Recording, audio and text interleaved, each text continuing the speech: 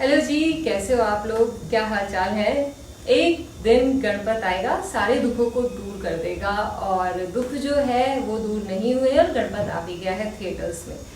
कमजोर डायरेक्शन, कमजोर background music, मजबूत स्टारकास्ट से कैसे कमजोर काम निकलवाना है, बस इसी की कहानी है गणपत, जो कि थिएटर्स में आ चुकी है। और गणपत जो है, इसका इंतजार जो है टाइगर श्रॉफ की तरह उनके फैंस को भी बेसब्री से था कि कभी ये फिल्म आएगी और गणपत जो है लोग थिएटर्स में देखने जाएंगे।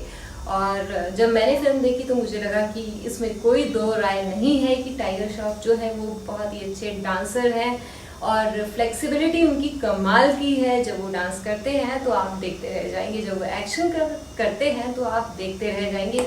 और इसमें एक चीज़ जो है वो कमज़ोर नज़र आती है पर्दे पर, वो है कनेक्टिविटी बस। और उनकी जो फ्लेक्सिबिलिटी, उनकी जो अपीयरेंस है वो देखने में बहुत हैंडसम लगते हैं। और खासकर फीमेल्स, उनकी काफ़ी अच्छी फ़ैन फॉलोइंग है फीमेल की उनकी। और वो डांस में भी अव्वल है, जैसे आप भी उनको जानते हैं और हम भी जानते हैं। बॉडी भी उनकी कमाल की है।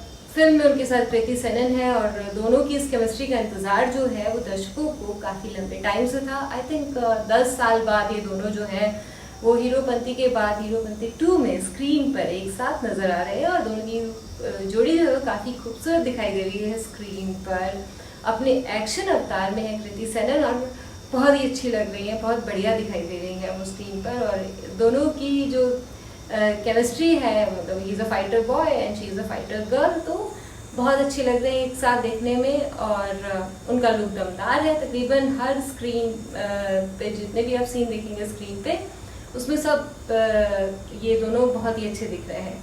अब फिल्म जो है वो जो कमज़ोर दिखती है वो दिखती है कि जहाँ अमिताभ बच्चन है, कृति सेनन है और टाइगर श्रॉफ है, वो फिल्म कनेक्ट नहीं हो पाती है दर्शकों से। और इसकी वजह जो है बहुत बड़ी वो ये है कि ये फ्यूचरिस्टिक फिल्म है। और जितनी भी फ्यूचरिस्टिक फिल्में अभी तक हमने देखी है वो बहुत ही मुश्किल है कि खासकर इंडिया में कि वो कनेक्ट कर पाए ऑडियंस के साथ में। क्योंकि टाइगर श्रॉफ जैसा एक्टर जब स्क्रीन पर आता है तो कनेक्ट करने में दर्शकों को इसलिए मुश्किल होती है क्योंकि जो एक आम आदमी जो होता है वो एक्टर जैसा दिखना चाहता है जो की स्क्रीन पर है। और टाइगर श्रॉफ और ऋतिक रोशन के मामले में ये काफ़ी मुश्किल हो जाता है क्योंकि अमूमन उनके जैसे आप नहीं दिख पाते हैं। तो गणपत कहानी है फ्यूचर की, गणपति कहानी है गरीबी और अमीरी की खाई की।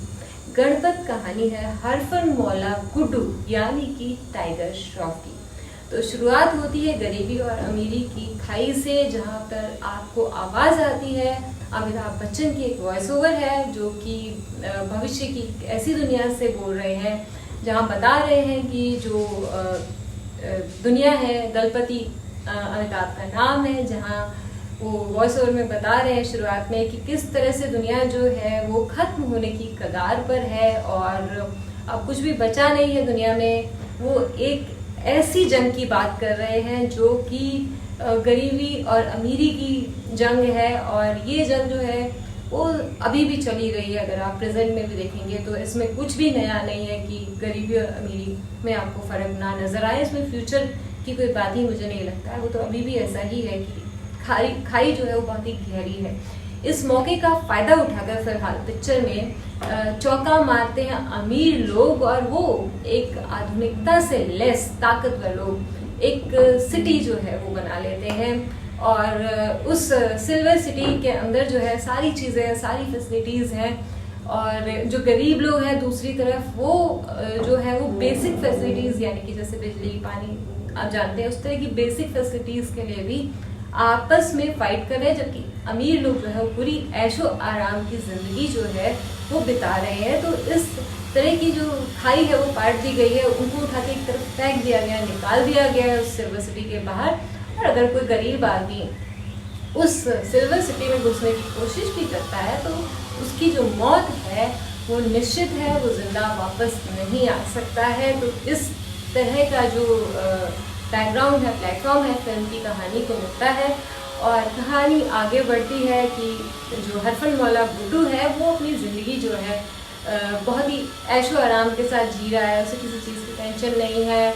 और जो जॉन है जो कि फाइटर्स की लड़ाइयाँ जो है लड़वाता है और पैसा लगवाता है गुड्डू, और निकालना कैसे वो भी गुड्डू ही देखता है। तो नेगेटिव शेड को भी जो टाइगर श्रॉफ उन्होंने काफ़ी अच्छी तरह निभाया है। और इस चक्कर में क्या होता है कि जॉन की जो गर्लफ्रेंड है गुड्डू जो है, एली अब्राहम जो है, उनसे इश्क लगाते हुए पकड़े जाते हैं और फिर जॉन जो है वो उनको सिल्वर सिटी से ऐलान कर देता है कि इन दोनों को पकड़ के मार दिया जाए। और बस फिर होती है ये अमीरी और गरीबी की जो लड़ाई है, उसके बीच में जो गुड्डू है वो कहाँ पहुँच जाता है, यही एक कहानी है। और गुड्डू जो है गरीबों की बस्ती में जाकर किस तरह सरवाइव करता है, और वहीं पे उसको मिलती है कृति सेनन, और जिसको पता होता है कि यही वो गणपत है जो उनकी नैया पार लगाने वाला है गरीबों की।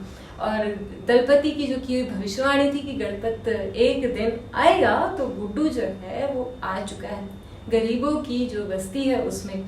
अब सारे दुखों को वो दूर कर पाता है कि नहीं, ये तो आपको फिल्म देखकर ही पता चलेगा। लेकिन फिल्म जो है वो कनेक्ट करने में इतना असर नहीं दिखा पाती है। और जिस तरह की वो बस्ती है उसमें फॉरेनर्स दिखाई दे रहे हैं, अलग अलग कंट्रीज के लोग दिखाई दे रहे हैं, तो ऐसा लगता है कि भैया इंडिया की बस्ती में सारे फॉरेनर्स ही आगे लग रहा है रहने के लिए।